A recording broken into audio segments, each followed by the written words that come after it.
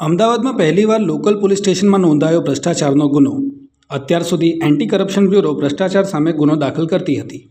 Ranip police સ્ટેશનમાં એક police કર્મચારી સામે ભ્રષ્ટાચારનો ગુનો નોંધાયો.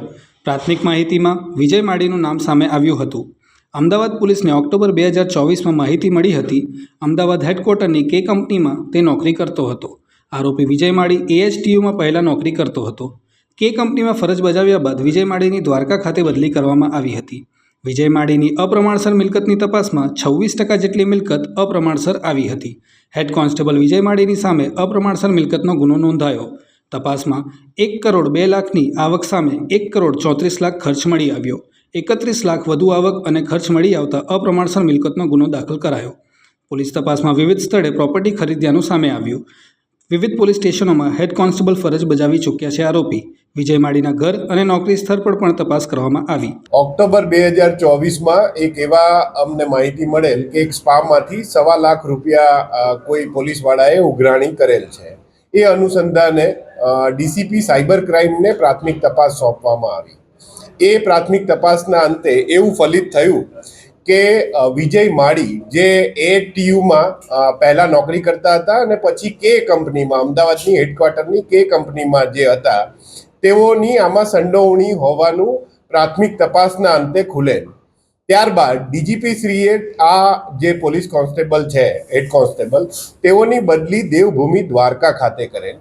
અત્રે બી ડિવિઝન ACP પાસે આ જે કોન્સ્ટેબલ છે તેની અપ્રમાણસર મિલકત છે કે કેમ તે અંગે એક પ્રાથમિક તપાસ આપવામાં આવી હતી.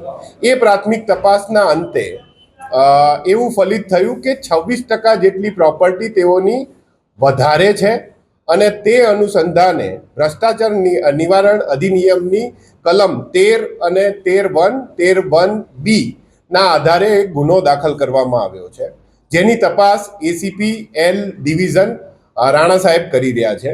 અને હાલમાં એટલે કે આજે સવારે જે આક્ષેપિત છે તેના ઘરે અને તેની જ્યાં નોકરી ચાલે છે ખંભાળિયા ખાતે બંને જગ્યાએ ACP દ્વારા એના ઘરની તપાસ કરવામાં આવી છે અને હાલ કાર્યવાહી ચાલુ છે. એ પ્રેસ નોટમાં અમે તમામ વિગતોનો ઉલ્લેખ કરેલો છે. તેમાં એનો ફ્લેટ છે, ગોધરામાં પ્લોટ છે, મહારાષ્ટ્ર ખાતેની જમીન અને મકાન છે, તેમજ તેની કાર અને એના રોકડ અને એની FD નો સમાવેશ થાય છે.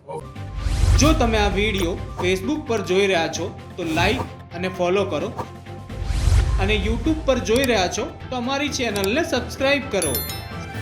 સત્તરે.com આઝાદી સમાચારોની.